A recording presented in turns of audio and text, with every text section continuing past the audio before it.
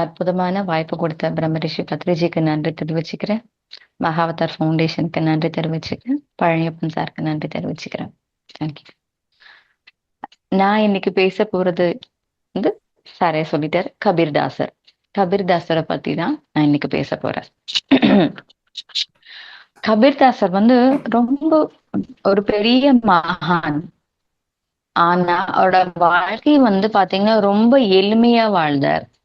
ரொம்ப சிம்பிளா, ரொம்ப எளிமையா வாழ்ந்தார். யாருமே அவர் பார்த்தா மகான் அப்படின்னு சொல்ல மாட்டாங்க. குணங்கள் எல்லாம் மகான். பட் ஆனா அவங்க வாழ்ந்த வாழ்க்கை ரொம்ப எளிமையான வாழ்க்கையா வாழ்ந்தாரு. அவர் வந்து ஒரு சிறந்த வழிகாட்டி. நம்ம வாழ்க்கையை எப்படி வழி நடத்தணும், எந்த மாதிரி நடக்கணும் அப்படின்றதுக்கு ஒரு சிறந்த வழிகாட்டி அவங்கதான். அவங்கதான் வந்து பாத்தீங்க அப்படின்னா சமுதாயத்துல அவங்க இருந்த சமயத்துல வந்து பாத்தீங்கன்னா நிறைய அறியாமை இருந்தது. மேல் ஜாதி, கீழ் ஜாதி, அபசகுனம், அதிர்ஷ்டம், துரதிர்ஷ்டம், அந்த மாதிரி நிறைய அந்த சமுதாயத்துல அப்பதான் நிறைய விஷயங்கள் வந்து ரொம்ப இருந்தது. பேய் பிசாசு, அந்த மாதிரி பூதங்கள், அந்த மாதிரி அதை பார்த்து பயந்துக்கிறது, உடனே மாறுறது, அந்த மாதிரி அவங்க இருக்கிற அவங்க கபீர்தாசர் இருந்த சமயத்துல வந்து ரொம்ப சமுதாயத்துல வந்து பழைய விஷயங்கள மூட நம்பிக்கைகளை நிறைய ஃபாலோ பண்ணிட்டு இருந்தாரு. அந்த அறியாமையிலிருந்து மக்களை வெளிக்கொண்டு வந்தது வந்து வந்து பாத்தீங்கன்னா கபீர்தாசர் தான். அதுவும் அவங்களோட எளிமையான பாடல்களை ரொம்ப சிம்பிளா மக்களுக்கு ஒரு புரியிற மாதிரி அந்த பாடல்கள் மூலியமா மக்களுக்கு அவங்களோட அறியாமையை தெரிஞ்சு ஞானத்தை கொடுத்தாரு அவரு. ரொம்ப எளிமையான பாடல்கள்ல அவங்க வந்து நம்மளுக்கு கொடுத்தாங்க. அவர் வந்து சிறந்த சிந்தனையாளர், ஞானி, அஹ் சமூக தொண்டர், சுதந்திரத்திற்காக எல்லாரோட சுதந்திரத்துக்காகவும் வந்து வழிகாட்டியா ரொம்ப திகழ்ந்தார் அவங்க வந்துட்டு. புத்தருக்கு அப்புறம் அதை அப்படியே ஃபாலோ பண்ணாரு அப்படின்ற மாதிரி சொல்லலாம். மக்களை வந்து சரியான வழியில நடைபாதையில கொண்டு போறதுக்கு வந்துட்டு அடுத்தது கபீர்தாசர் வந்தாரு அப்படின்ற மாதிரி சொல்லலாம். அந்த காலத்துல ராமாயணம் வந்து ரொம்ப எப்படி ஒரு ரொம்ப முக்கியமானதா இருந்ததோ அதே மாதிரி பாத்தீங்கன்னா கபீர்தாசரோட பாடல்கள் வந்து ரொம்ப முக்கியமா அமைஞ்சது. ரொம்ப எளிமையா எல்லாத்துக்கும் புரியுற மாதிரி, எல்லாத்தையும் அதை ஏத்துக்கிற மாதிரி இருந்தது. நிறைய பேர் பாடல்கள் எழுதியிருக்காங்க. ஆனா அது ஏத்துக்கிற மாதிரி, மக்களுக்கு ஒரு புரியுற மாதிரி இருந்தாதானே அவங்க ஏத்துப்பாங்க. சோ அந்த மாதிரி அவங்க ஏத்துக்கிற மாதிரி அந்த பாடல்கள் வந்து ரொம்ப அழகா அமைச்சு கொடுத்தாரு கபீர்தாசர். ரொம்ப அற்புதமா இருந்தது அவங்க பாடல்கள் எல்லாமே வந்து பாத்தீங்கன்னா. கபீர்தாசரோட பிறப்பு வந்து பாத்தீங்க அப்படின்னா பிறப்பால ஹிந்து. பட் அவங்கள வந்து வளர்த்தினவர் வந்து முஸ்லிம். நீரு நீமா அப்படின்னு சொல்லிட்டு வளர்ந்தாங்க. எப்படி நீரு நீமா அவங்களுக்கு வந்து பாத்தீங்க அப்படின்னா கையில வந்துட்டு ஒரு ஓடையில இடத்துல வந்து பாத்தீங்கன்னா லஹர்தாரா அப்படின்ற ஒரு குளக்கரை ஓரத்துல வந்து கபீர்தாசர் குழந்தைய கிடைச்சாங்க. எப்படி கிடைச்சாரு அப்படின்னு பாத்தீங்கன்னா என்ன சொல்றாங்க, அந்த எப்படி 600 வருஷத்துக்கு முன்னாடி இது நடந்தது. பேச்சு வழக்குல இருந்தது. எப்படி அப்படின்னு பாத்தீங்கன்னா அந்தனர் ஒரு பெண் விதவையா இருந்தாங்க. அவங்களுக்கு குழந்தை பிறந்ததாகவும் அதை வந்து சமுதாயத்துல விதவையா இருந்து குழந்தைய வளர்க்கறது வந்து நிறைய பேர் தவறுன்னு சொல்லுவாங்க. நிறைய பேச்சுக்கும் ஏச்சுக்கும் இருக்கணும் அப்படின்றதுக்காக அவங்கள வந்து அந்த அந்த குளக்கரை லஹர்தாராம் இந்த குளக்கரையில வந்து குழந்தைய வச்சுட்டாங்க அப்படின்ற மாதிரியும், அந்த குளக்கரைக்கு வந்த நீரு நீமா அவங்க வந்து இந்த குழந்தைய எடுத்து வளர்த்த மாதிரியும் அப்படின்ற ஒரு பேச்சு வழக்குல இருக்கு. அவங்களுக்கு வந்து இந்த குழந்தைய பார்த்தவொடனே பாத்தீங்கன்னா அந்த கண்கள் வந்து அவ்வளவு ஜொலிப்பா தெரிஞ்சுதாமா, அந்த முகம் வந்து ரொம்ப பிரகாசமா இருந்ததாமா. அதனால இவங்க வந்து அந்த குழந்தைய பார்த்தவொடனே அழகா வந்து குழந்தைய தூக்கிட்டு வீட்டுக்கு வந்துடுறாங்க. சரி நம்ம குழந்தைய வளர்த்துக்கலாம் அப்படின்னு சொல்லிட்டு. சரி அவங்க இதுபடி வந்து பாத்தீங்கன்னா காஜி இருப்பாங்க. அவங்கதான் வந்து பாத்தீங்க அப்படின்னா காஜிக்கு அந்த குழந்தைங்களுக்கு அவங்கதான் பேர் வைக்கணும். சரி அப்படின்னு சொல்லிட்டு அவங்கள கூப்பிட்டு பேர் வைக்கலாம் அப்படின்னு பார்த்தா பேர் அவங்க குரான் புக் எடுத்துப்பாங்க இல்லையா, அந்த குரான் புக் எடுத்து பார்க்கும்போது பாத்தீங்கன்னா இதுல கபீர் அப்படின்ற பேர் வந்தது. இதனடா கபீர்னு வருது அப்படின்னு யோசனை பண்ணாங்க. கபீர் அப்படின்னு வந்தா மகான் அர்த்தமாமா, மகான். சோ அவங்களுக்கு வந்து யோசனையா இருக்காமா, கபீர்னு மகான் வருதே, என்ன பண்ணலாம் அப்படின்னு யோசனை பண்றாங்க. திருப்பி டவுட் வந்து நிறைய காஜிகளை கூப்பிடுறாங்க. அவங்களுக்கும் வந்து பாத்தீங்க அப்படின்னா அவங்களுக்கும் அதே மாதிரி மகான் பெயர்கள் தான் வருதாமா. அப்படின்னு சொல்லிட்டு அவங்களுக்கெல்லாம் இதெல்லாம் பார்த்தோன்னே பயம் எடுத்துருச்சாமா. இல்ல இல்ல இந்த குழந்தைய நீரு நீமா கிட்ட என்ன சொல்றாங்க, நீ இந்த குழந்தைய வளர்க்காத, வேண்டாம் விட்டுரு, இது ஒரு மகான். அது எப்படி சாதாரண உங்ககிட்ட அவ்வளவு மகானான குழந்தையா இருந்தா இது உங்ககிட்ட இருக்காது, ஏதோ ஒண்ணு தவறா இருந்திருக்கு, வேண்டாம் நீங்க வளர்க்காதீங்க, அந்த குழந்தைய விட்டுருங்க. அந்த உயிரோட இருக்காதீங்க அப்படின்ற மாதிரி. இவங்களுக்கு அதை ஏத்துக்க மனசில்ல.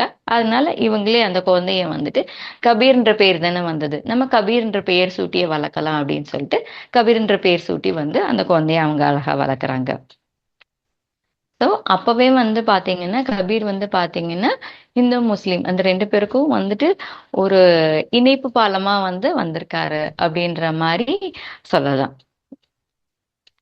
கபீர் ஒரு பெரிய ஞானக்கடல், அந்த மாதிரி ஒரு ஞானக்கடல். அவர் தான் வந்துட்டு நிறைய விஷயங்களை வந்துட்டு நம்மளுக்கு கொடுத்துருக்காரு.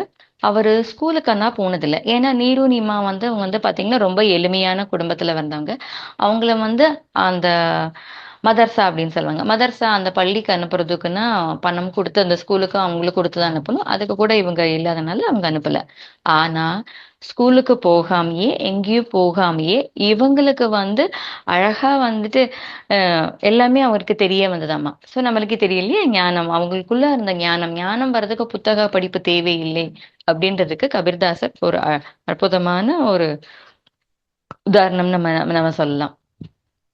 ஆனா உதாரணம், இவருக்கு வந்து கபீர்தாசர் ஸ்கூலுக்கு போகல, ஞானம் வாழ்ந்தார் இது சொல்றாங்க. ஆனா இவருக்கு வந்து எல்லாத்துக்குமே ஒரு குரு தேவை இல்லையா? எந்த ஒரு விஷயம் கத்துக்கணும்னாலும் குரு தேவை. இவருக்கு வந்து கண்டிப்பா குரு கிட்ட நம்ம கத்துக்கணும் அப்படின்னு யோசனை பண்றாரு.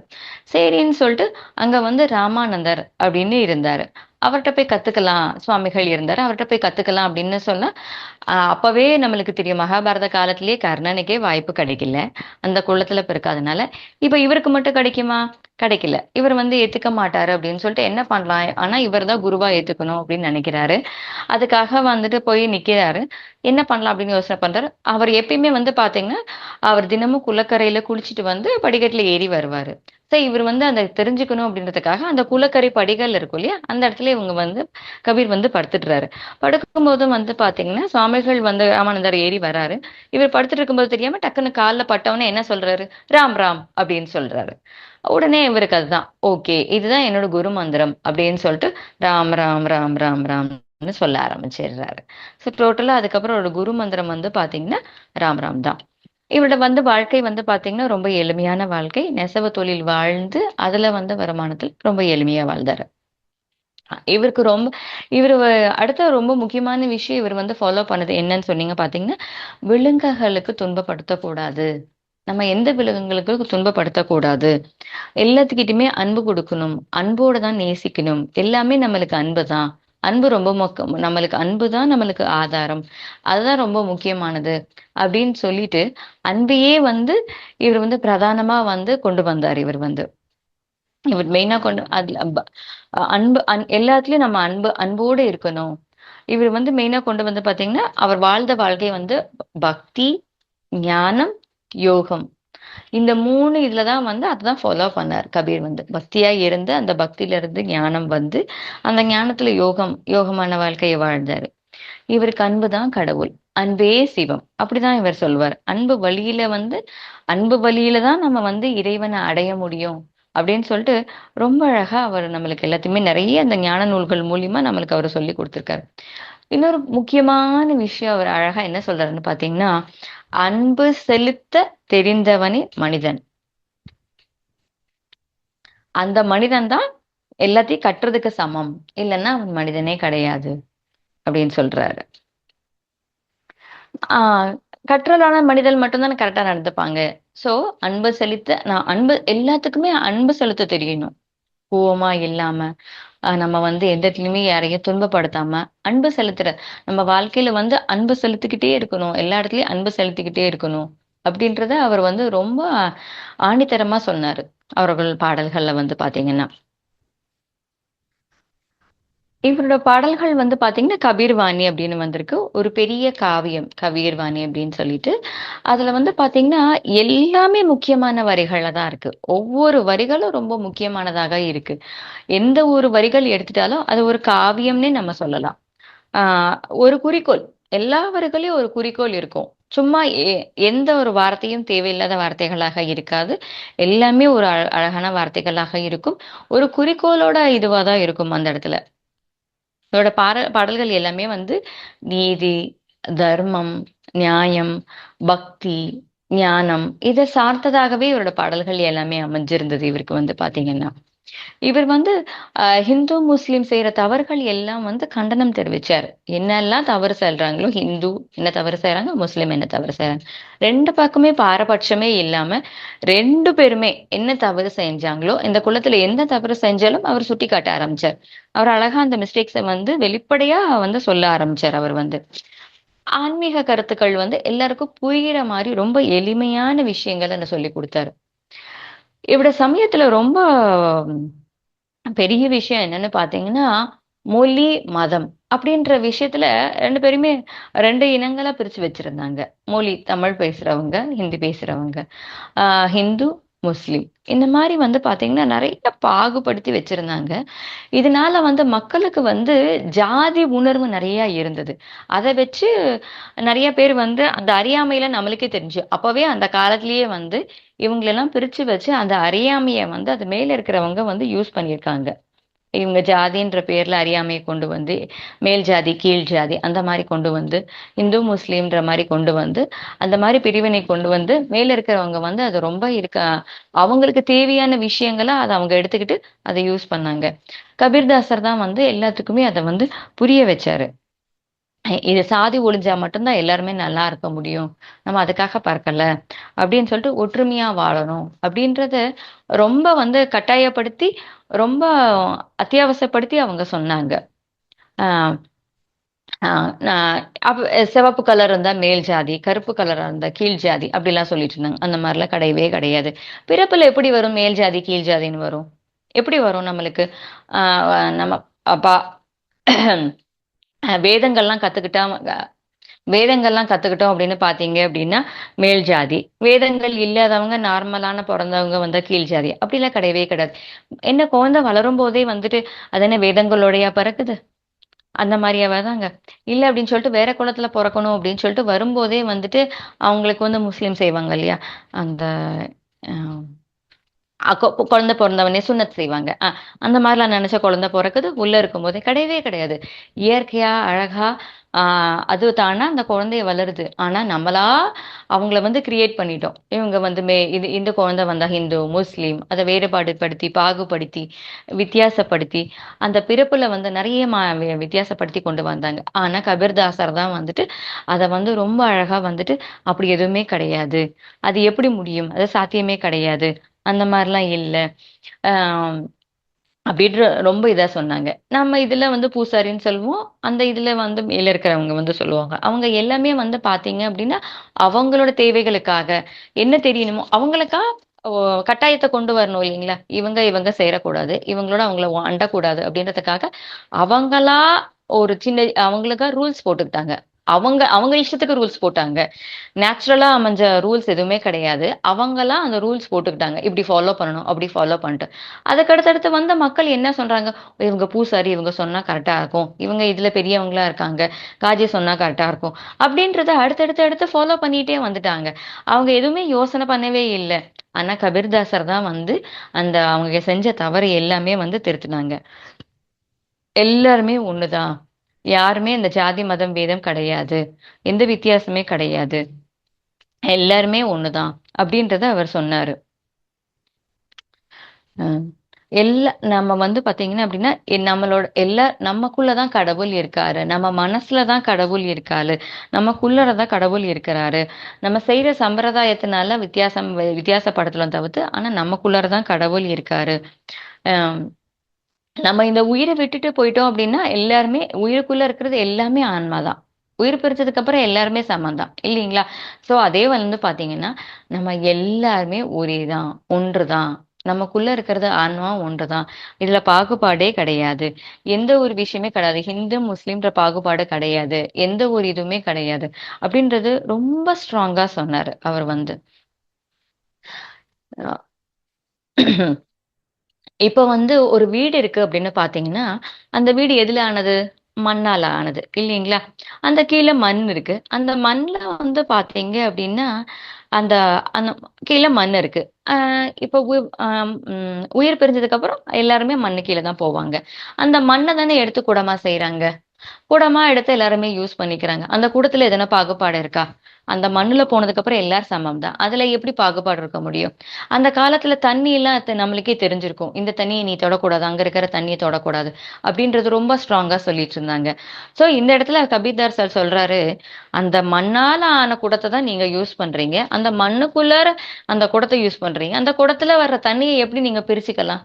அந்த தண்ணி வந்து எல்லாருமே யூஸ் பண்றாங்க. அந்த செடி, சின்ன சின்ன பூச்சிகள் அதுல வளருது. தேவையில்லாத நான் விடுறோம்.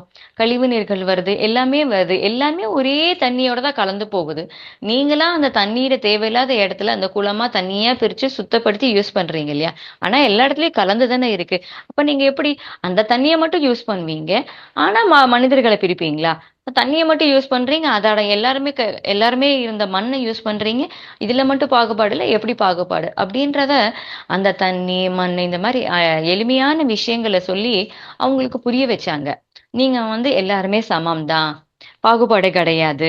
மேலோர், கீழோர் கிடையாது. சாதி, மத வித்தியாசம் கிடையாது. அப்படின்னு சொல்லிட்டு ஒவ்வொரு விஷயத்தமா அவருக்கு சொல்லி புரிய வச்சாங்க அவங்களுக்கு வந்து. நாம தான் நம்மளோட ஆன்மா தான் நம்மளுக்கு எல்லாமே. ஆன்மா நம்மளுக்கு அந்த ஞானம் கிடைக்கணும். அந்த ஞானம் கிடைக்கிறதுக்காக அவங்க வந்து நெறைய விஷயங்கள் சொல்லிக் குடுத்துட்டு இருந்தாங்க. ஒவ்வொருத்தங்களுக்கா வந்துட்டு ஞானம் கிடைக்கிறதுக்கு அந்த பாடல்கள் மூலியமா சொல்லிக் குடுத்தாங்க. அந்த காலத்துல மூட நம்பிக்கைகள் அதிகமா இருந்ததுன்னு நான் சொன்னேன் இல்லையா? நெறைய மூட நம்பிக்கைலாம் அவங்க ஃபாலோ பண்ணிட்டு இருந்தாங்க. ஆ அதுக்கு ஒரு மூட நம்பிக்கை என்னன்னு பார்த்தீங்க அப்படின்னு பார்த்தீங்கன்னா, காசுல க காசுல இறந்தா தான் மோட்சம் கிடைக்கும். அ மகர் அப்படின்ற இடத்துல கிடைச்சா மோட்சம் கிடைக்காது. அப்படின்ற ஒரு மூட நம்பிக்கை இருந்தது. அதனால கபீர்தாசர் என்ன பண்ணாருன்னு பார்த்தீங்கன்னா, அவர் வந்து 119 வயசு வரைக்கும் வாழ்ந்தாரு. ஸோ, அவர் வாழும்போது பார்த்தீங்க அப்படின்னா, இறக்கும் தருவாயில வந்து பார்த்தீங்கன்னா, காசியில இருந்து ரொம்ப தூர தொலைவில வந்து இருக்கு மகர் அப்படின்ற இடம். அந்த இடத்துல போய் தான் அவர் உயிர் பிரிஞ்சாரு. மக்களுக்கு அத ப்ரூஃப் பண்றதுக்காகவே ஒவ்வொரு விஷயத்தையுமே வந்து அவர் வாழ்ந்து காட்டினாரு அந்த இடத்துல. அந்த மூட நம்பிக்கைய உடைக்கணும் அப்படின்றதுக்காகவே அந்த இடத்துல அங்க போய் வாழ்ந்தார். நெறைய பேத்துக்கு வந்து இன்னொரு மூட நம்பிக்கை இருந்தது. பேய், பிசாசு பயமா இருந்தது.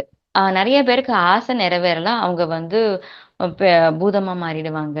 ஆ பேய், பிசாசா மாறிடுவாங்க. அப்படின்ற ஒரு இது இருந்தது. எல்லாத்துக்குள்ளயுமே ஒரு பயம் இருந்தது அந்த இடத்துல. அந்த காலத்துல அவங்களுக்கு தெரியல. அதுக்கும் அவங்க என்ன சொன்னாங்கன்னா, ஆசை நிறைவேறலாம் அவங்க திடீர்னு ஒட்டகமா மாறிடுவாங்க. யானையா மாறிடுவாங்க. எப்படி அந்த ஆன்மா வந்துட்டு உடனே ஒரு ஒட்டகமாகும்? உயிர் பிரிந்த உடனே அந்த ஆன்மா எப்படி ஒட்டகமாகவும் வந்து இதுவா பிரியும்? மாறாது இல்லையா? நம்மளுக்கே தெரியும். அந்த யானை, ஒட்டகம் அதெல்லாம் வந்துட்டு எப்படி வளருங்க? அது அந்த வயித்துக்குள்ள இருந்து பல மாசங்களாக கர்ப்பப்பையில இருந்து, அதுக்கப்புறம் தான் வந்து யானை குட்டி போடுது. ஒட்டகமும் குட்டி போட்டு அது வளருது. ஆனா, எவ்வளவு சாதாரணமா அந்த மக்கள் வந்து அப்படி சொல்லிட்டாங்க. அத புரிய வச்சாரு கபீர்தாசர். ஒரு ஒரு உயிர் வளரணும்னா இவ்வளவு நாள் ஆச்சு. அது எப்படி வந்து உடனே வந்து ஒட்டகமாகவும், யானையாகவும் மாறும்? மாறாது இல்லையா? அது மாறாது. சோ, அந்த மாரி கிடையவே கிடையாது. அப்புறம் நெறைய பேர் வந்து பேய், பூதம் எல்லாம் துன்பப்படுத்தும். இருக்கிறவங்கலாம் பயமுறுத்தும். எல்லாத்தையும் துன்பப்படுத்தும் அப்படின்னு சொல்றாரு. நீங்களே நோட் பண்ணுங்க. நீங்க கவனிச்சு பாருங்க அப்படின்றது கபீர்தாசர் சொல்றாரு. எந்த இடத்துலயுமே வந்து பாத்தீங்கன்னா, நெறைய இடத்துல எறும்புகள் வந்து கூடு கட்டியிருக்கு. சின்ன சின்ன எறும்பு கூடு கட்டியிருக்கிறத நம்ம பாத்துக்கலாம். எல்லா எல்லா ஒரு மண் இருக்கிற பிரதேசத்துல. ஆனா, நெறைய உயிர்கள் இறந்துகிட்டே இருக்கு. அந்த எறும்புகளுக்கு எதுனா ஆச்சா? அதது அப்படியே தானே இருக்கு. சின்ன சின்ன உயிரினங்கள் எதுவா இருந்தாலும், அதது அந்த இடத்திலேயே தானே இருக்கு. எதுவுமே டிஸ்டர்ப் ஆகல இல்லையா? அந்த வாழ்க்கையில எதனா அவங்களோட நெறைய இடத்துல நம்ம எதனா ஒட்டுக்கா எதனா பார்த்துருக்கோமா? கிடையாது இல்லையா? அந்த அந்த அந்த பூதம் அதெல்லாம் வந்து பார்த்தீங்கன்னா, அந்த சின்ன எறும்ப கூட ஒண்ணுமே செய்யாதுன்றப்ப, மனிதர்கள எப்படி அது செய்யும்? அப்படின்றத ரொம்ப எளிமையா வந்து சொன்னாரு. ஸோ வந்து பார்த்தீங்கன்னா, அதுக்கே அது துன்பப்படுத்தலன்னா, மனுஷங்கள அந்த பூதம் எதுவுமே துன்பப்படுத்தாது. நம்ம உயிர்ல இருந்து அந்த அந்த உடல் மட்டும் அந்த ஆன்மால இருந்து அந்த உடல் பிரியும்போது அந்த மாரி ஆகும். அது ஏது பூதம், பிசாசு எதுவுமே கிடையாது. அப்படின்ற ஒரு விஷயத்த வந்து ரொம்ப அழகா வந்துட்டு கபீர்தாசர் பாடல்கள் மூலியமா, நெறைய விஷயங்கள் மூலியமா அவருக்கு சொல்லிக் நமக்கு குடுத்துருக்காரு. நம்ம எல்லாம் தேவையில்லாம பயந்துட்டு இருக்கோம். அது தேவையே இல்ல. அப்படின்னு அவர் சொல்றாரு. அதுக்கப்புறம் வந்து பார்த்தீங்கன்னா, அபசகுனம். நெறைய விஷயங்களுக்கு அபசகுனம் சொல்லுவாங்க. சகுனம் பார்ப்பாங்க. அப்பா! நான் கிளம்புறப்ப குடம் நெறைய தண்ணி பாத்துட்டு ரொம்ப நல்ல சகுனம். நான் திருப்தியா போறேன். சந்தோஷமா போறேன் அப்படின்னு போவாங்க. போறப்ப பூனை குறுக்கால வழி வந்துட்டா, ஐயையோ! நான் போறப்ப இந்த பூனை குறுக்கால வந்துருச்சே! எப்படி என்னோட வேலை சிறப்பா நடக்கும்? அப்படின்னு சொல்லிட்டு அபசகுனமா நடப்பாங்க. ஸோ இந்த மாரி வந்து பார்த்தீங்கன்னா, நெறைய அபசகுனங்க. அப்புறம் வந்து பார்த்தீங்கன்னா, எண்ணெய் வியாபாரி வந்து பார்த்தீங்க குறுக்கால வந்துட்டாங்கன்னா, வேலை நடக்காதுன்னு சொல்லுவாங்க. எத்தன விஷயங்கள் ஃபாலோ பண்ணிட்டு இருக்காங்க பார்த்தீங்களா? எவ்ளோ வந்து தேவையில்லாத அபசகுனங்கள் அந்த இடத்துல இருந்திருக்காங்க. அவங்க புரிய வச்சாங்க. நீங்க வந்து வாணிபர் வந்து என்ன குடுக்குறது, நம்ம சமைக்கிறதுக்கோ, உணவு உட்கொள்றதுக்கோ தான் அந்த வாணிபர் கொண்டு வந்து குடுக்குறாங்க. அத தான் வந்து நம்ம எடுத்துக்கணும். அத விட்டுட்டு நம்ம போய் அவங்கள தப்பா நெனச்சுட்டு இருக்கோம். தப்பா பேசிட்டு இருக்கோம். அது ரொம்ப தவறு அப்படின்னு புரிய வச்சாரு. அதெல்லாம் சகனமே கிடையாது. ஏன்னா, நம்ம வாணிபர் கொண்டு வந்தா தான் நம்ம என்ன கொண்டு வந்தா தானே சமைக்க முடியும், உணவு செய்ய முடியும், தயாரிக்க முடியும். அவர் தான் நம்மளுக்கு தேவையான அத்தனை விஷயங்களும் சமையலுக்கு கொண்டு வரார். அவர போய் வந்து நம்ம தவறு சொல்லலாமா? இப்படி சொல்லலாமா? அப்படின்னு சொல்லிட்டு அவரு புரிய வச்சாரு. வாணிபர். அதுக்கு இன்னொன்னு என்ன சொல்றாரு அப்படின்னு பார்த்தீங்கன்னா, அந்த தானியங்கள் தான் நம்மளுக்கு வந்து உணவு குடுக்குது. அந்த தானியம் கொண்டு வர்ற கள்ள கூட நம்ம சாமியா கும்பிடலாம். ஏன்னா, அதான் நம்மளுக்கு குடுக்குது. அந்த வாணிபர திட்டுறதுக்கு, அத வந்து நம்ம அந்த அந்த கல்ல கூட நம்ம வந்து சாமியா கும்பிடலாம். அப்படின்னு சொல்லிட்டு சொல்வாராமா. அந்த மாரி ஒவ்வொரு விஷயத்தையுமே வந்து கரெக்ட்டா புரிய வைக்கிற மாரி சொன்னாரு. அப்புறம் வந்து பார்த்தீங்கன்னா, லக்னம், கிரகங்கள் இதெல்லாம் இப்படிலாம் இருந்தா இந்த மாரிலாம் நடக்கும். இதனால தான் நெறைய பிரச்சனைகள் நடக்குது. அ நம்மளுக்கே தெரியும். நட்சத்திரங்கள் இது எல்லாமே வந்து வானுலகத்துல இருக்கு. அத வந்துட்டு வந்து பார்த்தீங்கன்னா, அதனால தான் இப்படி நடக்குது. இதனால தான் இப்படி நடக்குது அப்படின்னு சொல்லவே கிடையாது. அது வந்து அது வந்து மூடத்தனம். பூஜை செஞ்சா சரியாயிடும். பூஜை செஞ்சா அது எப்படி சரியாகும்? அந்த கிரகங்கள் சரியாயிடுமா? கிடையவே கிடையாது. அந்த எல்லாத்தையுமே வந்து தவறா புரிஞ்சுக்கிட்டாங்க. அதுக்கு வந்து அவர் ஞானம் குடுத்தார். பூஜை செய்றதுனால வந்து சரியாகாது. உங்களுடைய எண்ணங்கள் உங்களோட செயல்கள்னால தான் சரியாகும். அதனோட விளைவு தான் உங்களுக்கு வருது. அப்படின்றத மக்களுக்கு புரிய வச்சாங்க. அ அ தேவதை அப்படின்லாம் நம்புனாங்க. ஆ மேலுலகத்துல வந்து தேவதை இருக்கு. நட்சத்திரங்கள் தான் தேவதை. ஆ இது இல்லன்னா தேவதூதன் அது இல்ல. அப்படின்ற மாரி நெறைய வந்துட்டு கற்பனை சக்தியில நெறையா தவறான விஷயங்கள்லாம் இருந்தது. அதெல்லாம் அப்படி கிடையாது. அந்த மாரிலாம் கிடையாது. அப்படின்னு சொல்லிட்டு ஒவ்வொரு விஷயமா அவங்களெல்லாம் விட நம்மளுக்கு வந்து மாதா, பிதா, குரு இவங்க தான் நம்மளுக்கு ரொம்ப முக்கியம். நமக்கு வழிகாட்டுறவங்க தான் ரொம்ப முக்கியம். அப்படின்றத நம்மளுக்கு ரொம்ப அழகா சொல்லிக் குடுத்தாரு. உருவ வழிபாட்டுக்கு வந்து ரொம்ப வந்து பார்த்தீங்கன்னா, கண்டனம் தெரிவிச்சாரு. உருவ வழிபாட்ட வந்து உருவம் எதுக்கு வைக்கிறாங்க அப்படின்னு பார்த்தீங்கன்னா, இப்போ ஒரு இடத்துல வந்து ஒரு உருவம் வைக்கிறாங்க. அந்த உருவத்த பார்த்தோனே நம்மளுக்கு சில விஷயங்கள் ஞாபகம் வரும். அவங்க செஞ்ச செயல்கள் ஞாபகம் வரும். அதுதான் நம்மளுக்கு ஞாபகம் வந்து, அத நம்ம ஞாபகம் வச்சுக்கணும். அதே போல தான் உருவம் வச்சது எதுக்காக அப்படின்னா, அதோட செயல்கள செஞ்சு இப்ப எந்த உருவமா இருக்கட்டும், அவங்களோட வாழ்க்கை வாழ்ந்து எப்படி வாழ்ந்துக்கிட்டாங்க. இப்ப ராமரே ஒரு சிலை இருக்கு அப்படின்னு பார்த்தீங்கன்னா, ராமரோட வாழ்க்கை வந்து புரிய வச்சேங்க. ராமர் எப்படி வாழ்ந்தாரு? பொறுமையா வாழ்ந்தாரு. நேர்மையா வளர்ந்தாரு. கரெக்ட்டா அந்த வாழ்க்கைய வந்து எப்படி வாழ்ந்தாரு இல்லையா? அதுதான் நம்மள வந்து ராமர பார்த்து நம்ம தெரிஞ்சுக்கணும். அவங்களோட கனெக்ட் ஆகணுமே தவிர்த்து, அத தெரிஞ்சுக்கணுமே தவிர்த்து, அவருக்கு வந்து பாலாபிஷேகம், பாலு, தயிரு, நெய் ஊற்றி பூஜை பண்றதுனால நம்மளுக்கு எதுவுமே நடக்காது. அத உண்மைய தெரிஞ்சுக்கணும். ராமரோட சிலை எதுக்கு வச்சிருக்கோம்? அந்த சிலைகள் எதுக்கு வச்சிருக்கோன்ற அந்த உண்மைய தெரிஞ்சு, அதுக்காக தான் அந்த சிலைகள வச்சிருக்காங்களே தவிர்த்து, வேற எதுக்காகவும் கிடையாது. உருவ வழிபாடுன்ற பேர்ல வந்து நம்ம வந்து தவறா செஞ்சுட்டுருக்கோம். அத சரியான முறையில நம்ம செய்றதில்ல. அப்படின்னு சொல்லிட்டு, ரொம்ப கரெக்ட்டா வந்து கபீர்தாசர் வந்து ஒவ்வொரு விஷயத்தையுமே வந்து பார்த்தீங்கன்னா, நம்மளுக்கு ரொம்ப கரெக்ட்டா குடுத்துருக்காரு நம்மளுக்கு அந்த இடத்துல. எல்லா இடத்துலயுமே வந்து ஹிந்து கோயில் சிலையாகட்டும், நமாஸ் ஆகட்டும் வந்து பார்த்தீங்கன்னா, காரணம் தெரிஞ்சுட்டு நம்ம செய்யணும். அது தெரியாம செய்யக்கூடாது. கண்டிப்பா அத செய்யணும். எதுக்காக செய்யணும்? அப்படின்றத தெரிஞ்சு செய்யணும். அப்படின்ட்டு சொல்றாரு. நம்ம எல்லாருமே வந்து பார்த்தீங்கன்னா, ஒரு பயணி தான். எல்லாருமே ஒரு பயணி தான். இன்னைக்கு ஒரு உடல் எடுத்திருக்கோம். இந்த வாழ்க்கை வாழுகிறோம். வாழ்ந்துகிட்டே இருக்கோம். அவ்வளோதான். அடுத்தது வந்து பார்த்தீங்க அப்படின்னா, இன்னொரு உடல், இன்னொரு இன்னொரு லைஃப் அதுதான். நம்மலாம் டிராவலர்ஸ். நம்ம எல்லாம் பயணிகள். அந்த இடத்துல வந்தோம், வாழ்ந்தோம், இருக்கோம். அவ்வளவுதான். இந்த மாரி வாழ்க்கைக்கு தான் நம்ம வந்திருக்கோம். ஆனா, வந்தவுனே நமக்கு என்ன தெரியும்? நம்மளுக்கே தெரியாம, இது என்னோட வீடு, இது என்னோட குடும்பம், எனக்கு இந்த சொத்து, இது என்னோடது, என்னோடது, என்னோடது, என்னோடது அப்படின்னு சொல்லிட்டு, நம்ம வாழ்ந்த வாழ்க்கைய எதுக்காக வந்திருக்கோன்றத மறந்துடுறோம் நம்ம. எந்த எந்த காரணத்துக்காக வந்திருக்கோம் அப்படின்றத மறந்து போயிட்டு, இந்த இந்த வாழ்க்கையில நம்ம அந்த போய் சிக்கிக்கிறோம் நம்ம. அதனால என்ன ஆகுதுன்னு பாத்தீங்கன்னா, கடவுள தேடிக்கிட்டே இருக்கோம். கடவுள் எங்க எங்க எங்க எங்க அப்படின்னு சொல்லிட்டு நம்மளே இந்த வாழ்க்கையில சிக்கிக்கிட்டு கடவுள தேடிட்டு இருந்திருக்கோம். ஆனா உண்மையான கடவுள் எங்க இருக்காங்க? நமக்குள்ளதான் இருக்காங்க. நம்ம தான் கடவுள், நமக்குள்ளதான் இருக்காங்க. அந்த அந்த கடவுள் நம்ம தான் தெரிஞ்சுக்கணும் அந்த விஷயத்த. அப்படின்ற வந்து ரொம்ப அழகா சொல்லியிருக்காரு. நமக்குள்ள பயணம் செய்ய ஆரம்பிச்சேன்னா நானே பிரம்மம். எனக்குள்ளதான் பிரம்மம் இருக்கு. நான் அதோட தெரிஞ்சுக்கணும். அப்படின்றத வந்து கபீர்தாசர் ரொம்ப அழகா நம்மளுக்கு சொல்லியிருக்காரு. சோ நம்ம வந்து அப்படிதான் நம்மளோட வாழ்க்கை அப்படிதான் வாழ்ந்துட்டு இருக்காங்க. அப்படிதான் வாழணும். இன்னொன்னு சொல்றாரு. ஆ எல்லாருமே வந்து பாத்தீங்கன்னா, ஹிந்துல வந்து பாத்தீங்க அப்படின்னா, ஏகாதசி விரதம் இருப்பாங்க. எல்லாருமே ஏகாதசிக்கு நான் விரதம் இருக்கேன் அப்படின்னுவாங்க. விரதம் இருந்தா என்ன செய்வாங்க? பாலு, பழங்கள் அப்படின்னு சாப்பிட்டுருவோம். உபவாசம் இருக்கோன்ற பேர் வழியில பால், பழங்கள்லாம் சாப்பிட்டு அப்படியே அந்த டே ஃபுல்லா அழகா இருப்போம். உபவாசம் இருக்குன்ற பேர் நிறைய சாப்பிட்டு வயிறு நிறைய சாப்பிட்டுருவோம். ஆனா ஏகாதசி அப்படின்னா தசி அப்படின்னா 10 10 விஷயங்கள் என்ன அப்படின்னு பாத்தீங்கன்னா நம்ம பஞ்சேந்திரியங்கள் இருக்கு இல்லையா?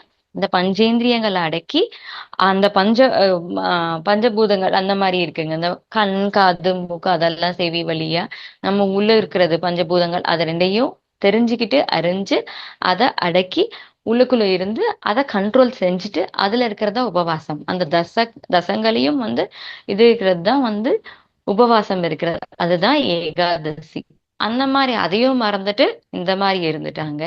முஸ்லீம் வந்து பாத்தீங்கன்னா அப்படின்னா ஆஹ் ரோஜா அப்படின்னு சொல்லிட்டு இருப்பாங்க. ரோஜா அப்படின்னா அவங்க டே ஃபுல்லா ஒண்ணுமே சாப்பிட மாட்டாங்க. ஈவினிங் மேலதான் வந்துட்டு காலையில இருந்து சாயந்தரம் வரைக்கும் தண்ணியும் குடிக்காம உணவும் சாப்பிடாம சாயந்தரத்துக்கு மேல என்ன செய்யறாங்க? நான்வெஜ் சாப்பிடுறாங்க. உயிர்களை கொன்று அந்த இடத்துல சாப்பிடுறாங்க. மாமிச உணவு எடுத்துக்கிறாங்க. சோ இந்த ரெண்டு உபவாசம் எதுக்கு இருக்கும்ன்ற காரணத்தையே விட்டுட்டு உணவை எடுத்துக்க ஆரம்பிக்கிறாங்க. உண்மையான காரணத்தை மறந்துடுறாங்க. இதனாலதான் வந்து பாத்தீங்கன்னா எதுக்காகன்ற விஷயமே அவங்களுக்கு தெரியாம போச்சு. உண்மையான காரணம் தெரியும். கபீர்தாசர் இதெல்லாம் மக்களுக்கு புரிய வச்சார். எதுக்காக இருக்கணும், இப்படி எல்லாம் இருக்கக்கூடாது, இந்த மாதிரி இருக்கணும் அப்படின்னு சொல்லிட்டு புரிய வச்சார். நம்ம எல்லா ஜீவன்கள் கருணையோடு இருக்கணும். அவங்கள காப்பாத்தணும். காப்பாத்துறவங்க தான் கடவுள். சோ நம்ம எந்த உயிர்களையும் வந்து இம்சிக்க கூடாது. எதுவுமே செய்யக்கூடாது. அகிம்சையோட நம்ம வாழணும். எந்த உயிர்களையும் துன்பப்படுத்தக் கூடாது. அப்படின்ற ஒரு விஷயத்த ரொம்ப ஸ்ட்ராங்கா சொன்னாரு. ஒவ்வொரு விஷயத்தையுமே ரொம்ப இதா சொல்றாரு. அடுத்தது வந்து பாத்தீங்கன்னா சத்தியம். சத்தியம் நம்ம வாழ்க்கையில வந்து சத்தியத்தை நம்ம ஃபாலோ பண்ணணும். சத்தியம் இல்லாத வாழ்க்கையே கிடையாது. எதுக்கு நம்ம பொய் சொல்லணும்? எதுக்கு எந்த இடத்துல நம்மளுக்கு பொய் சொல்லணும்? பொய்ன்ற இதே தேவையில்லை இல்லையா? உண்மையதான் சொல்லணும் நம்மளுக்கு. நம்ம சரியான வாழ்க்கை வாழணும் அப்படின்னு பாத்தீங்கன்னா உண்மையதான் சொல்லணும். இதே வந்து தீய பழக்க வழக்கங்களோட இருந்தா நம்மளுக்கே தெரியாம பொய் சொல்ல ஆரம்பிச்சிருவோம். நம்ம பழக்கங்கள் மாறிடும். தவறுகள் செய்ய ஆரம்பிச்சிருவோம். சோ உண்மை சொல்றவங்களோட தான் இருக்கணும். உண்மையா இருக்கணும். கரெக்டா நடந்துக்கணும். நம்மளோட வாழ்க்கை வந்து பாத்தீங்கன்னா, சத்தியத்தோட இருக்கணும். பொய் சொல்லக்கூடாது. உண்மை மட்டுமே நம்ம பேசணும். அப்புறம் சத்சங்கம். சத்சங்கம் ரொம்ப ரொம்ப அவசியங்க. நம்ம கண்டிப்பா வந்து பாத்தீங்கன்னா, சத்சங்கம் இல்லாத சத்சங்கத்துல இருந்தா மட்டும்தான் வந்து நம்ம வந்து சரியான இதுல இருக்கோமா அப்படின்னு நம்மளுக்கு தெரியும். நான் கரெக்டா இருக்கேனா? நான் கரெக்டோட நடந்துக்கிறேனா? சத்சங்கத்துல இருக்கும்போது தான் வந்து அவங்க எல்லாமே நம்மளுக்கு சொல்லுவாங்க. நம்ம எந்த மாரி இருக்கணும்னு. இப்ப நம்மளே வந்து தெரியும் இல்லைங்களா? இந்த மாரி நம்ம சத்சங்கத்துல இருக்கும்போது மட்டும்தான் நம்ம எந்த மாரி இருந்திருக்கோம், எந்த தவறுகள் செய்றோம், நம்ம என்ன சரி செஞ்சுக்கணும் அப்படின்றது எப்பங்க நம்மளுக்கு தெரியும்? சத்சங்கத்துல இருந்தா தானே நம்மளுக்கு தெரியும். அதனால வந்து கபீர்தாசர் என்ன சொல்றாருன்னா, கண்டிப்பா சத்சங்கத்துல நம்ம இருக்கணும். அதுதான் நம்மளுக்கு முன்னேற்றத்தை கொடுக்கும். அதான் நம்மளுக்கு சரியான பாதைகளை கொடுக்கும். அதனால அவசியம் வந்து குருவோட சத்சங்கத்துல நம்ம எப்பயுமே இணைஞ்சிருக்கணும் அப்படின்னு சொல்றாரு. அடுத்தது வந்து பாத்தீங்கன்னா நம்மளோட பேச்சு முறை. நம்மளோட பேச்சு முறை எப்படி இருக்கணும்னு பாத்தீங்கன்னா சரியானதாக இருக்கணும். கரெக்டான வார்த்தைகளாக பேசணும். நம்ம வந்து அதிகமா பேசக்கூடாது. தேவையில்லாத பேசக்கூடாது. ஆஹ் துன்புறுத்துற மாதிரி பேசக்கூடாது. கஷ்டப்படுத்துற மாதிரி பேசக்கூடாது. ஏ நம்ம திருக்குறளையே நம்மளுக்கு சொல்லியிருக்காங்க. தீயினால் சுட்டப்பன் உள்ளாரும் ஆறாதே நாவினால் சுட்டவிடு. அதனால நம்ம ஒவ்வொரு வார்த்தையும் பேசுற போதும் பாத்தீங்கன்னா யாருக்கும் துன்பப்படுத்தாம பேசணும். நம்மளோட வார்த்தை வந்து நம்மளோட வார்த்தைகள்ல அன்பு நிறைஞ்சு இருக்கணும். யாரையும் துன்புறுத்தாம இருக்கணும். சரியான வார்த்தைகளாக இருக்கணும். கரெக்டான வார்த்தைகளாக இருக்கணும். தேவையில்லாத பேச்சுக்கள் பேசக்கூடாது. ஆணவம் இருக்கக்கூடாது. நம்மளோட பேச்சுக்கள்ல எந்த இடத்துலயுமே ஆணவமே இருக்கக்கூடாது. நான், என்னோடது, நான் பேசுறேன், என்னால முடியும், நான் தான் இப்ப இதெல்லாம் செஞ்சேன். சோ எந்த இடத்துலயுமே ஆணவம் இருக்கக்கூடாது. அன்பு, அன்பு, அன்பு. எல்லா இடத்துலயுமே அன்பு நிறைஞ்சு இருக்கணும். அன்பான வார்த்தைகள்ல பேசணும். அன்போட பேசணும். அன்போட பழகணும். நம்மளோட வார்த்தைகள் எப்பயுமே அன்பு நிறைஞ்சதாகவே இருக்கணும். நம்ம எந்த இடத்துலயுமே வந்து அன்பு குறைவாகவே பேசவே கூடாது. அன்பு நிறைஞ்சுதான் இருக்கணும். அப்பதான் நல்லா இருக்கும். சோ அந்த மாதிரி நம்மளோட வார்த்தைகள்ல வந்து நல்லா இருக்கணும், கரெக்டா இருக்கணும் அப்படின்னு சொல்றாரு. சோ அந்த வார்த்தைகள்ல வந்து அதுக்கு ஒரு எக்ஸாம்பிள் சொல்றாரு. தங்கத்த கூட வாங்கிடலாம். ஆனா வார்த்தைகள வாங்க முடியுமா? காசு போட்டு வார்த்தைகள வாங்க முடியுமா? வாங்க முடியாது இல்ல. சோ அப்பேற்பட்ட வார்த்தைகள வந்து பாத்தீங்கன்னா, நம்ம எப்படி வந்து யூஸ் பண்ணணும்? எந்த மாரி வார்த்தைகள யூஸ் பண்ணணும் அப்படின்னு பாத்தீங்கன்னா, அன்பான வார்த்தைகள பேசணும். சரியான வார்த்தைகளாக பேசணும். கரெக்டான வார்த்தைகள பேசணும். அன்போட பேசணும். அப்படின்றத ரொம்ப அழகா சொல்றார் நம்மளுக்கு. எந்த இடத்துலயுமே வந்து யாசிக்காதே. எனக்கு அது வேணும். யார்ட்டயும் போய் யாசிக்கவே வேண்டாம். எதுவுமே வேண்டாம். நம்மளுக்கு தேவையான விஷயங்கள நம்மளே வந்து சேகரிச்சு வச்சு, நம்மளுக்கு தேவையான விஷயங்கள நம்மளே வச்சுக்கணும். யார்ட்டயுமே வந்து யாசிக்க கூடாது. எனக்கு அது வேணும், எனக்கு அத கொஞ்சம் குடு, இத கொஞ்சம் குடு. நம்ம தன்மானம் விட்டு யாசிக்கவே கூடாது.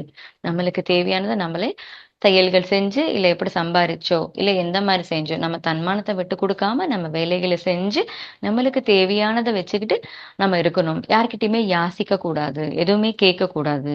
அப்படின்றத சொல்றாரு. கடைசில மன நிறைவு. நம்ம வந்து பாத்தீங்கன்னா, மன நிறைவோடு நம்ம வாழ்றதுக்காக தான் நம்ம வந்திருக்கோம். இந்த ஆன்மா வந்து அதுக்காக தான் வந்திருக்கு. எனது அப்படின்றது எதுவுமே கிடையாது. எதுவுமே எனது கிடையாது. இந்த உடலே எனது கிடையாது. எதுவும் இந்த குடும்பம், உறவு எல்லாமே வந்து தற்காலிகமானது. அ எல்லாருமே வந்து அந்த இடத்துல தான் இருக்காங்க. எதுவுமே தற்காலிகமானதே. அதனால எந்த பற்றோடையும் நம்ம இருக்கவே கூடாது. எனக்கு வந்து நான் அப்படின்ற மாரி இருக்கவே கூடாது. ஆட்டோமேட்டிக்கா இதெல்லாம் விட்டு ஆரம்பிச்சுட்டாவே என்ன நடக்குங்க? மனநிறைவு அது பாட்டுக்கு நம்மளுக்கு வந்துரும். பற்றோட இருந்தா தானே நம்மளுக்கு அது இதுன்ற பற்று நம்மகிட்ட இருக்கும். அது இல்லன்னா என்ன ஆகும்? ஆட்டோமேட்டிக்கா நம்ம மனசு நிறைவா இருக்கும். நம்ம வாழ்க்கை வந்து ரொம்ப நிறைவா இருக்கும். ஆனா, நெறைய பேர் என்ன பண்றாங்க அப்படின்னு பார்த்தீங்கன்னா, ஆ பிறந்த குழந்தை அது பாட்டுக்கு இருக்கும். ஆனா, அப்புறம் ஸ்கூலு, அப்புறம் வேலை, அப்புறம் அதது வாழ்க்கையில வந்து அவங்கவங்க அப்படியே பிஸியா போயிடுறாங்க. அந்த மாரியே வாழ்க்கை நடந்துட்டு இருக்காங்க. எப்ப இத பத்தி யோசனை பண்றாங்க? நான் போறப்ப எதனா கொண்டு போறேனா? ஐயோ! நான் போறப்ப கடைசி காலத்துல அவங்கள எல்லா வேலைகளும் முடிச்சுட்டு அப்பாடான்னு உட்காருவாங்களே ஒரு 60 வயசுல, 65 வயசுல. அப்பதான் வந்து மக்கள் சிந்திக்க ஆரம்பிச்சாங்களாம். நான் இத்தன சம்பாரிச்சேன். நான் இத்தன விஷயம் செஞ்சேன். இந்த குடும்பத்துக்காக செஞ்சேன். நெறைய விஷயங்கள் செஞ்சேன். ஏதேதோ நான் பண்ணிட்டேன். ஆனா நான் போறப்ப என்ன கொண்டு போறேன்? ஒண்ணுமே கிடையாது. அப்பதான் யோசனை பண்ணாங்களாம். ஐயோ! என்னடா நான் இப்படி வாழ்ந்துட்டேனே அப்படின்னு சொல்லிட்டு. இதுக்கு பேரு தான் கண் கெட்டதுக்கு அப்புறம் சூரிய நமஸ்காரம் அப்படின்னு சொல்றாரு. சோ அந்த மாரி வாழ்க்கை தான் நெறைய பேர் வாழ்ந்துட்டு இருந்தாங்க. அத அவங்களுக்கு புரிய வச்சாங்க. சோ இதெல்லாம் நம்ம இருக்கக்கூடாது. நம்ம எல்லாம் வந்து ஆன்ம சொரூபிகள். நம்ம வந்து இந்த வாழ்க்கைய வந்துட்டு பற்று இல்லாம வாழணும். நான், எனது அப்படின்ற பற்று இல்லாம நம்ம வாழ ஆரம்பிச்சோமே வந்து பார்த்தீங்கன்னா, நம்ம வாழ்க்கை மனநிறைவா இருக்கும் நம்மளுக்கு. எந்த இடத்துலயுமே வந்து பேராசை இல்லாம இருந்தாவே போதும் நம்மளுக்கு. அளவோட செல்வம் இருந்தாவே நம்ம வாழ்க்கை வந்து ரொம்ப கரெக்ட்டா இருக்கும் நம்மளுக்கு. இன்னைக்கு என்ன தேவை? என்னோட வாழ்க்கைக்கு என்ன தேவை? நான் சம்பாரிச்சிருக்கேன்னு இருக்கு. ஆனா, அதுக்கு மேல இருக்கிறது எல்லாமே நான் குடுக்க ஆரம்பிச்சுட்டாவே போதும். எனக்கு தேவையானத வச்சுக்கிட்டு, நான் குடுக்க ஆரம்பிச்சுட்டாவே என்னோட வாழ்க்கை வந்து ரொம்ப அழகானதாக மாறிடும் நம்மளுக்கு. உங்களுக்கு உணவு இருக்கு, வீடு இருக்கு, தேவையானது இருக்கு. போதும். அதுக்கு மேல குடுக்க ஆரம்பிங்க. நெறைய பேருக்கு குடுக்க ஆரம்பிங்க. அப்படி குடுக்க ஆரம்பிக்கும்போது தான் உங்க வாழ்க்கை வந்து ரொம்ப நல்லதா இருக்கும். உங்களுக்கு வந்து எந்த இடத்துலயுமே உங்களுக்கு வந்து பேராசை வராது உங்களுக்கு. பற்று வராது. எந்த இடத்துலயுமே நான் என்ற பற்று வராது. பேராசை வராது. அந்த வாழ்க்கை ரொம்ப அழகா இருக்கும். அப்படின்னு வந்துட்டு ரொம்ப அழகா வந்து சொல்றாரு. கடைசில வந்து பார்த்தீங்க அப்படின்னா, அகங்காரம் இருக்கக்கூடாது. எந்த இடத்துலயும் நம்ம அகங்காரத்தோட இருக்கவே கூடாது நம்மளுக்கு. ஆடம்பரம் இருக்கக்கூடாது. அந்த வாழ்க்கையில வந்து ரொம்ப ஆடம்பரமா இருக்கக்கூடாது. எந்த இடத்துலயும் இருக்கக்கூடாது. நான் சிம்பிளா, அழகான, எளிமையான வாழ்க்கையா இருக்கணும். ஸோ, நம்மளோட வாழ்க்கை வந்து எப்படி இருக்கணும் அப்படின்னு பார்த்தீங்கன்னா, இந்த உடல் வந்து பார்த்தீங்கன்னா, ஒரு காகித பொம்மை மாரி தான். வாழ்க்கை முடிஞ்சு போச்சுன்னா அவ்வளோதான். இந்த உடல விட்டுட்டு நம்ம போயிடுவோம். ஸோ இதுக்குள்ளார ஆசை, கர்வம், மோகம் அந்த மாதிரி அத்தனை விஷயங்கள் இருக்கு. நம்ம அந்த வாழ்க்கையில அப்படி இருந்திருக்கோம். சிம்பிளா சொல்லணும் அப்படின்னு பார்த்தீங்கன்னா, அந்த குயவன் வந்து அ ம பானை செய்றதுக்கு என்ன செய்வாரு? மண்ண வந்து தட்டுவார் இல்லையா? அடி அடின்னு அடிப்பாரு. ஒதன்னு அத அமுத்துவார். அந்த மண் மேல இருந்து அமுத்திக்கிட்டே இருப்பாரு. அப்ப வந்து அந்த மண் சொல்லுதாம்மா, "எப்படி இருந்தாலும் நீ என்கிட்ட தானே வந்தாகணும்" அப்படின்னு நினைக்குமாமா. அதே போல தான். ஆமா இல்லையா? நம்ம வாழ்க்கை முடிஞ்சோனே திருப்பி அந்த மண்ல தான் போய் சேருவோம். ஸோ நம்ம தொடங்குன வாழ்க்கை வந்து திருப்பியும் அந்த இடத்துல தான் போய் சேருவோம். ஸோ அதனால வந்து பார்த்தீங்கன்னா, நம்ம எளிமையா இருக்கணும். கர்வம் இல்லாம, ஆணவம் இல்லாம நம்மளோட வாழ்க்கை வந்து வந்து பார்த்தீங்கன்னா, ரொம்ப எளிமையானதாக இருக்கணும். அ கபீர்தாசர் ரொம்ப அழகா அவரோட வாழ்க்கைய வந்து உண்மைய மட்டும் பேசி, உண்மைய கடைப்பிடிச்சு, உண்மையா வாழ்ந்தாரு. அவரு வந்து ரொம்ப நம்மளுக்கு நெறைய விஷயங்கள அழகா வாழ்ந்து காமிச்சிருக்காரு. நெறைய வழிகாட்டியா இருந்து எந்த விஷயங்கள செய்யணும், ஒரு சமுதாயத்துக்கு விளக்கு தூணா இருந்தாரு அந்த சமயத்துல. எல்லா அந்த அறியாமையில இருந்த மக்களுக்கு எல்லாமே விளக்கு தூணா இருந்தாரு. என்ன சொல்றோமோ, அத மட்டுமே செஞ்சாரு. அந்த வாழ்க்கைய அழகா வாழ்க்கைய கடைபிடிச்சு, உண்மைய பேசி, கடைபிடிச்சு வாழ்ந்து காட்டினார் கபீர்தாசர். ஸோ, நம்மளும் அவர்கிட்ட இருந்து தெரிஞ்சுக்கிட்டது வந்து, இந்த நெறைய விஷயங்கள வந்து தெரிஞ்சுக்கிட்டோம் இல்லையா கபீர்தாசர். ஸோ, நம்மளும் இதே போல வந்து இந்த எல்லா விஷயத்தையும் ஏத்துக்கிட்டு, நம்மளோட வாழ்க்கைய வந்து ரொம்ப அன்பு நிறைந்ததாக இருக்கணும். கபீர்தாசர் கடைசில சொல்றது, "அன்போட வாழுங்க. அன்பு நிறைஞ்சு வாழுங்க. எல்லார்கிட்டயும் அன்பு குடுங்க." அன்போட வாழுங்க. அததான் வந்து அவர் எல்லாருக்குமே வந்து காமிச்சாரு. அஹிம்சை இல்லாம, உயிர்கள துன்பப்படுத்தாம, நம்ம துன்புறுத்தாம, மத்தவங்களையும் எதுவுமே செய்யாம, நம்மோட வாழ்க்கை என்ன நம்ம தெரிஞ்சு நம்ம வாழ்க்கைய நம்ம அழகா வாழணும். அப்படின்றத கபீர்தாசர் வந்து ரொம்ப அழகா நம்மளுக்கு சொல்லிட்டாரு. ஸோ நம்மளும் நம்மளோட வாழ்க்கைய வந்து அன்பு நிறைஞ்சதாக இருந்து எல்லாத்துக்கும் அன்போட வழிகாட்டலாம். இந்த வாய்ப்பு குடுத்த மாஸ்டர்ஸ்க்கு நன்றி தெரிவிச்சுக்கிறேன். பிரம்மரிஷி பத்ரிஜிக்கு நன்றி தெரிவிச்சுக்கிறேன். மகாவதார் ஃபவுண்டேஷனுக்கும் பழனியப்பன் சாருக்கும் நன்றி தெரிவிச்சுக்கிறேன். Thank you.